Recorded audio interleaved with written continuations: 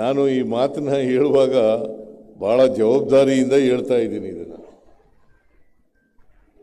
ಮಾಧ್ಯಮದವರು ಸಹಾಯ ಮಾಡೋಣ.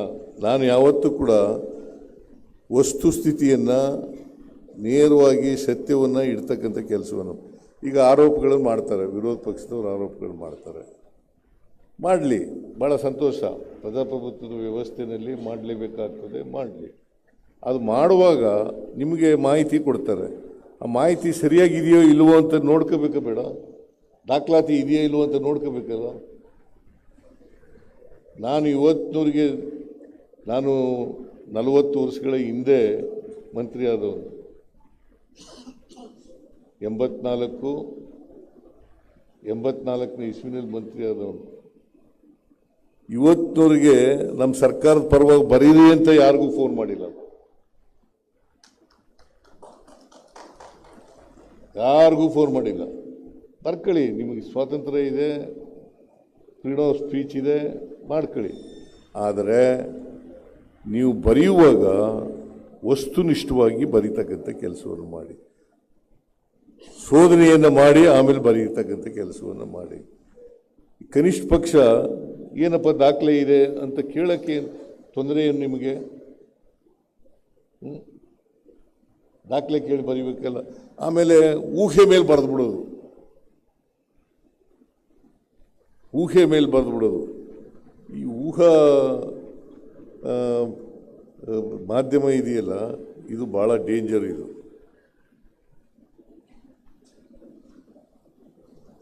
ಆಮೇಲೆ ಕ್ಷುಲ್ಲಕ ವಿಚಾರಗಳಿಂದ ದೊಡ್ಡದು ಮಾಡೋ ಬರೆಯೋದು.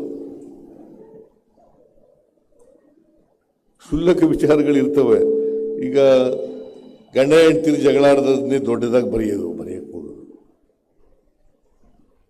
ಗಂಡ ಹೆಂಡ್ತಿರು ಜಗಳ ಮಾಡಿದ್ರೆ ಸಮಾಜಕ್ಕೆ ಅದರಿಂದ ಲಾಭನ ಅದರಿಂದ ಉಪಯೋಗ ಏನಾಗ್ತದೆ?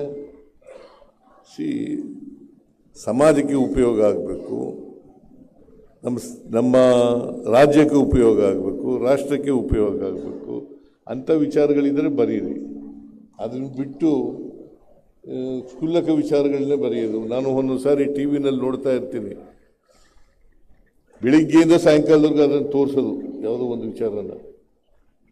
ಅದರಿಂದ ಎಷ್ಟು ಸಮಾಜದ ಮೇಲೆ ಪರಿಣಾಮ ಬೀರ್ತದೆ ಇಲ್ಲ ಅಂತಕ್ಕಂಥದ್ದು, ಅಥವಾ ವ್ಯಕ್ತಿ ಮೇಲೆ ಅವ್ರ ಮೇಲೆ ಏನು ಪರಿಣಾಮ ಆಗ್ಬೋದು ಅಂತಕ್ಕಂಥದ್ದನ್ನು ಕೂಡ ಯೋಚನೆ ಮಾಡ್ತಕ್ಕಂಥ ಕೆಲಸವನ್ನು ಮಾಡಲ್ಲ.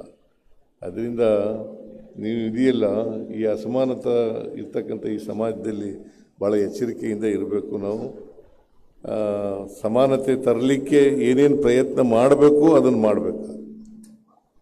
ಈಗ ನಾನು 2 ಸಾರಿ ಮುಖ್ಯಮಂತ್ರಿ ಆಗಿದ್ದೀನಿ, ಅನೇಕ ವರ್ಷಗಳ ಕಾಲ ಅಧಿಕಾರದಲ್ಲಿದ್ದೀನಿ, ಅಧಿಕಾರದ ಪಾಲಿಟಿಕ್ಸ್ನಲ್ಲಿದ್ದೀನಿ. ಪ್ರಯತ್ನ ಮಾಡ್ತಕ್ಕಂಥದ್ದು ಅಸಮಾನತೆಯನ್ನು ಹೋಗಲಿಕ್ಕೆ. ಈಗ ಗ್ಯಾರಂಟಿ ಯೋಜನೆಗಳನ್ನು ಕೆಟ್ಟದಾಗಿ ಬಿಂಬಿಸ್ತಕ್ಕಂಥ ಪ್ರಯತ್ನವನ್ನು ಮಾಡ್ತಕ್ಕಂಥದ್ದು. ಈಗ ನಮ್ಮ ಆರ್ಥಿಕ ತತ್ವಗಳಲ್ಲಿ 2 ಥರ ಇದ್ದಾವೆ. ಒಂದು ಶ್ರೀಮಂತರ ಪರವಾಗಿರ್ತಕ್ಕಂಥ ಆರ್ಥಿಕ ತತ್ವ, ಇನ್ನೊಂದು ಬಡವರ ಪರವಾಗಿರ್ತಕ್ಕಂಥ ಆರ್ಥಿಕ ತತ್ವ.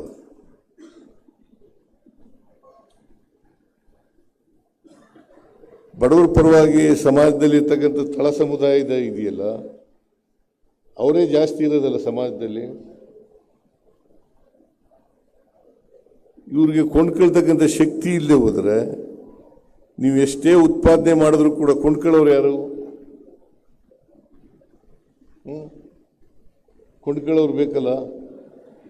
ಅದಕ್ಕೋಸ್ಕರ ಕೊಂಡ್ಕೊಳ್ತಕ್ಕಂಥ ಶಕ್ತಿ ಹೆಚ್ಚಾಗಿ ಬರಬೇಕು. ಅದಕ್ಕೆ ನಾವು ಟ್ರಿಕಲ್ ಡೌನ್ ಎಕನಾಮಿಕ್ ಥಿಯರಿ ಅಂತ ಕರಿತೀವಿ. ಟ್ರಿಕಲ್ ಡೌನ್ ಎಕನಾಮಿಕ್ ಥಿಯರಿ ಅಂತ ಕರಿತೀವಿ. ಇನ್ನೊಂದು universal basic income theory, economic theory ಅಂತ ಕರಿತೀವಿ. ಟ್ರಿಕಲ್ ಡೌನ್ ಎಕನಾಮಿಕ್ ಥಿಯರಿ ಶ್ರೀಮಂತರ ಪರವಾಗಿರ್ತಕ್ಕಂಥದ್ದು, ಸಮಾಜದ ಮೇಲಸ್ತರದಲ್ಲಿರ್ತಕ್ಕಂಥ ವ್ಯಕ್ತಿಗಳ ಪರವಾಗಿರ್ತಕ್ಕಂಥದ್ದು. ಯೂನಿವರ್ಸಲ್ ಬೇಸಿಕ್ ಇನ್ಕಮ್ ಥಿಯರಿ ಆರ್ಥಿಕ ಎಕನಾಮಿಕ್ ಥಿಯರಿ ಕೆಳ ಸ್ಥಳ ಸಮುದಾಯದ ಪರವಾಗಿರ್ತಕ್ಕಂಥದ್ದು. ಇವೆರಡು ಥಿಯರಿಗಳನ್ನು ನಾವು ಅರ್ಥ ಮಾಡ್ಕೋಬೇಕಾಗ್ತದೆ. ಇದು ಪ್ರತಿಯೊಬ್ಬ ಮಾಧ್ಯಮದವ್ರಿಗೂ ಕೂಡ ಗೊತ್ತಿರಬೇಕು ಅಂತಕ್ಕಂಥ ಮಾತುಗಳನ್ನು ಈ ಸಂದರ್ಭದಲ್ಲಿ ಹೇಳಲಿಕ್ಕೆ ಬಯಸ್ತಾ ಇದ್ದೀನಿ. ನೀವು ತಿಳ್ಕೋಬೇಕು, ಟ್ರಿಕಲ್ ಡೌನ್ ಎಕನಾಮಿಕ್ ಥಿಯರಿ ಅಂದ್ರೇನು, universal basic income economic theory ಅಂತಂದ್ರೇನು. ಅದರಿಂದ ಸಮಾಜದಲ್ಲಿ ಬರೀ ಪ್ರೊಡ್ಯೂಸ್ ಮಾಡೋರು ಇದ್ದರೆ ಸಾಲದು,